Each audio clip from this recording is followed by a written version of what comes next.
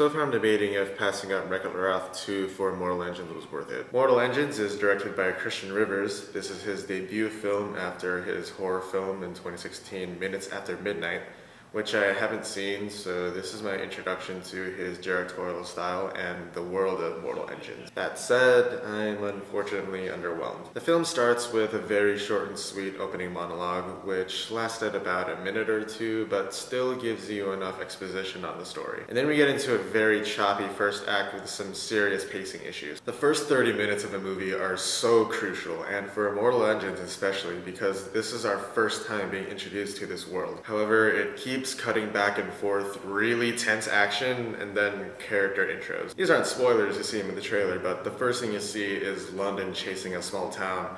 The town drifts trying to get away. London fires its grappling hooks, and then we're in a classroom with some nerd. And in a small amount of time we're introduced to like 10 different people who are visually established as being important to the story, but we don't see them at all until the very end, in passing. Two of those people literally exist for one piece of information to be passed just for the sake of moving the plot forward. They go off on a subplot for a few minutes, tell someone about this thing, and then they're gone. That's one of Mortal Engine's biggest problems. There are too many moments that are convenient for the story. It sloppily sets up everything and introduces too many unnecessary characters in the first act, which severely hurts the rest of the film. But the rest of the film is where it shines. This world is beautiful and dripping with subtext in its terrain. Being produced by Peter Jackson, the attention to detail in the set design is exquisite, and the nonchalant world building amongst the characters is done very cleverly. Sometimes though it goes too far and someone for a moment will become an exposition whore, but at least it's done in character. The performances are solid. Hugo Weaving is always a great villain. However, our hero, Hester Shaw, played by Hella Helmer's daughter, wasn't the stone cold badass the marketing made her out to be. Then again, the marketing wasn't very good. You know her motive and what she wants. It's dead set throughout the film. But too often she goes against what's set up for her character, and she goes on to say how much she doesn't need Robert Sheehan and that